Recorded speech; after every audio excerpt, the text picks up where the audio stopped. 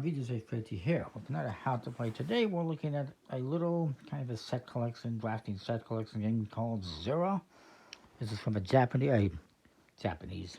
This is from a Portuguese company, which is nowhere near Japanese, but they have some ties. So, called Geek Games. I'm guessing that's what it's called.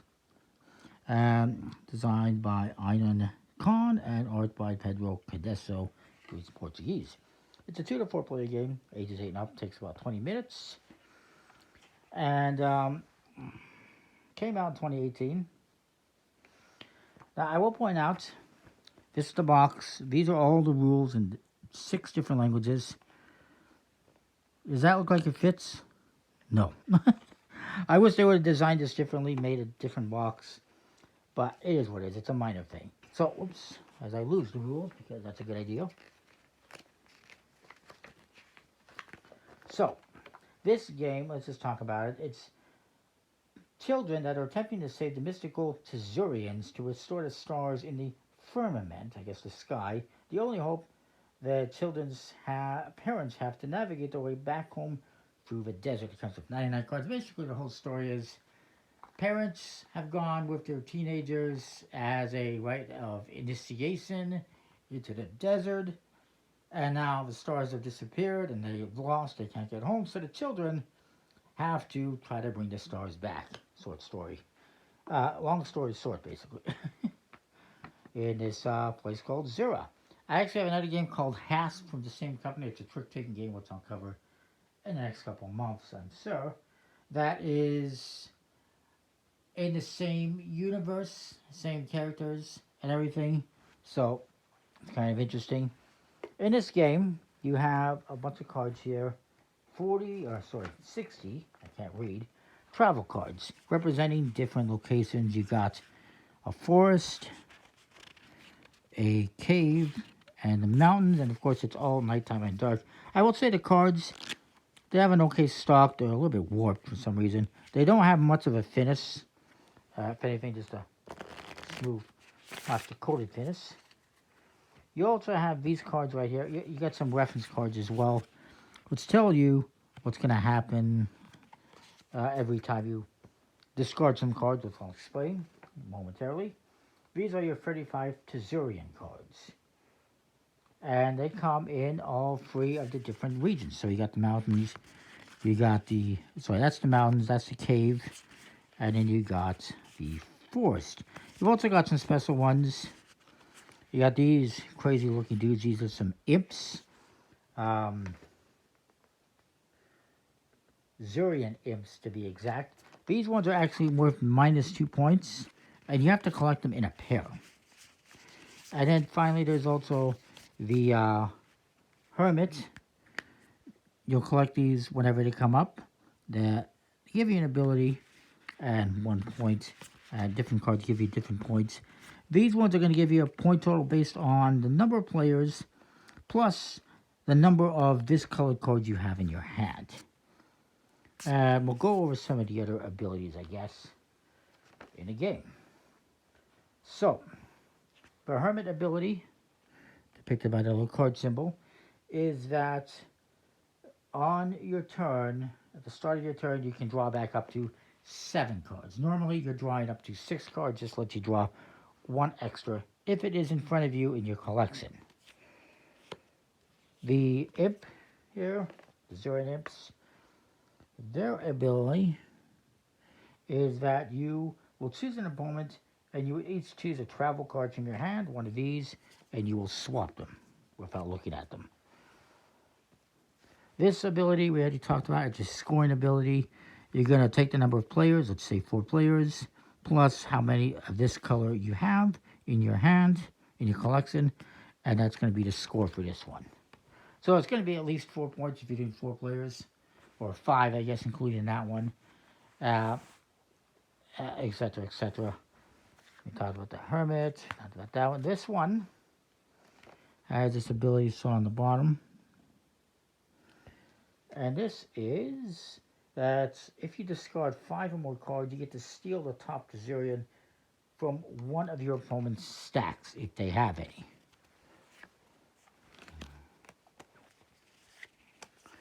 This ability is, let me just see. If you discard 1 or 2 cards, you may actually discard a different card. Normally, when you discard these cards from your hand, they have to be the same kind. But this, if you're doing just 1 or 2, you can discard different ones. I think that's what I'm reading. Yeah, that's the one. I'll explain everything, momentarily. We got a couple more to look at here. Then I think that is it. This one, you will choose one of your claimed Zurian cards and place it on top of your stack. So instead of having this on top of your stack, you could put the Hermit back on top of your stack and get 7 cards instead of 6.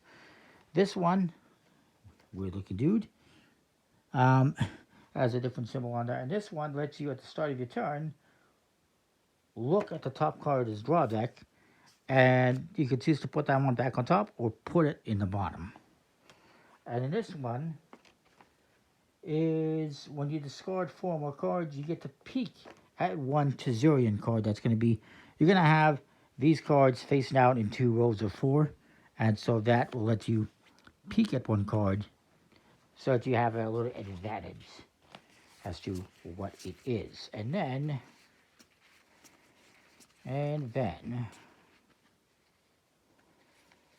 let's see, did we look at that one yet? I don't think we looked at that one yet.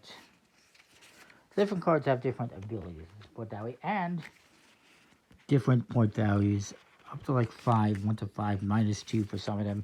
Of course, this crazy looking dude who's got hands for feet apparently. His ability here is,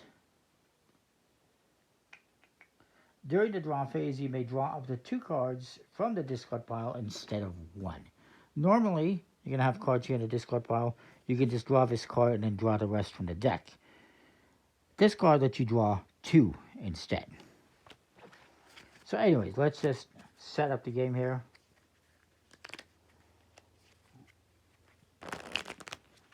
And you can shuffle everything up. And you do set.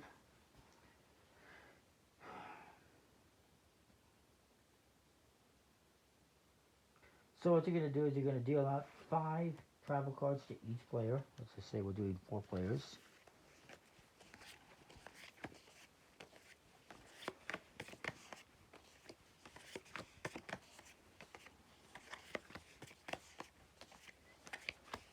And then the rest is going to become a draw deck. You will flip one face up to start. I'll just make some room here. Hopefully we're all on camera, more or less. And then you're going to take these cards and you're going to put 1, 2, 3, 4. 1, 2, 3, 4. And then you make a draw deck with the rest. Whenever one of these is taken, you will replace it with a new one. Once there's no more cards left to replace the deck, that will trigger the end of the game, and everyone else, starting with whoever took the last card from there, will get one more turn. Whoever drew the last card is done. So what you're going to do in your turn is you're going to look at your cards. You're going to draw back up to 6, so draw 1 card, and then you're going to discard. You can always discard 1 card onto the discard pile or 2. If you discard 1 or 2, nothing happens, but the idea is that next time, when it comes back to your turn, you get to draw back up to 6 and perhaps get better cards. Or you can draw more. You can discard more.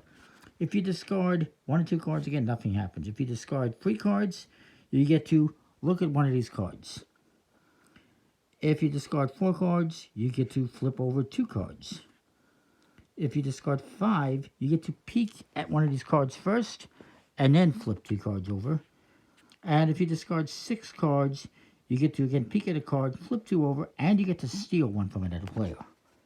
So that's kind of what's going to happen here. So I'm going to look at my cards here. I decide to play free, or discard free. When I discard free, I get to flip anyone over. Let's say I flip this one.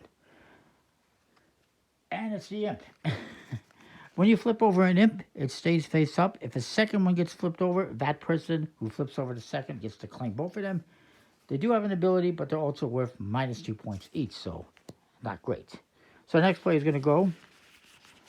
They got their cards here. They could, If you want to, you can always draw this one. So maybe they will, maybe they don't. Maybe they just draw this one. Oh, okay, same difference. And maybe they play these purple ones.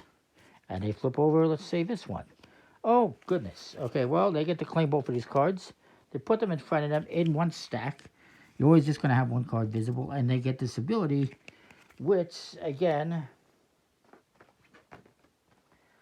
is that they can exchange a travel card with another player. So maybe they say, they don't have to, so maybe they say, nah, I'm not going to do that. But they could. So then we replenish. The next player is going to go. He's going to draw a card.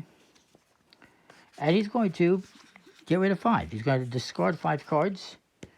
As we saw on the rules, 5 means you get to peek at 1 card and then flip 2. And it could be the one you peeked at. So they peek at this card. Okay, they don't mind that one. So maybe they flip that one and they flip, let's say, this one. If you ever flip a card that matches the area you discarded, you get to collect that and put that in front of you. And again, this has the ability that if they discard 1 or 2 cards, they can discard 2 different ones. And they also get the Hermit, which lets them draw back up to 7 next time. And they can put whichever one they want on top. In this case, maybe they put the Hermit. It's probably better. And then we replenish. The next player is going to go. He's going to draw a card. Maybe he draws this one. Discards 3. And again, he's looking for a purple card. So he flips this one. Hey, it's purple. So he gets to claim this one. And he's going to get this ability, which again is he can draw up to 2 cards from here instead of 1, if I recall correctly.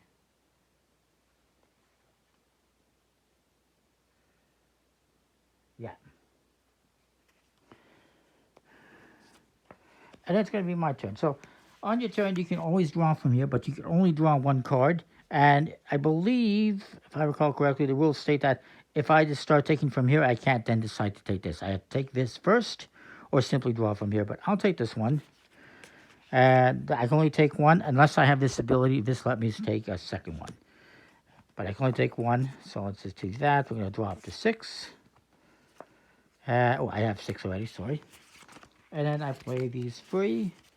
And let me flip a card. It's not purple. So since it doesn't match this area, it's going to go back face down. You have to remember where it is for later on so that if you put the blue cards down, you can get it. So you keep going around the table like this until, again, this draw pile runs out. Once the last card has been taken, everyone gets 1 final turn except whoever drew the last one. And then you will score points based on the Tzurians you have. So this guy would have 3 points. This guy would have 6. This guy would have -4, etc., etc. It's an interesting game. I like the idea of discarding cards and trying to match them, and however many you discard lets you, if you just, the more you discard, the more cards you can flip, or you can peek, or you can steal. It's an interesting game. I wish the card quality was a bit better, but it's not bad. The artwork is fine. No real complaints. I do wish, obviously, that the box was bigger, but it is what it is. It's a cool little game. Zura. Comment, like, subscribe. Let me know what you think. We'll see you next time. Thanks for watching.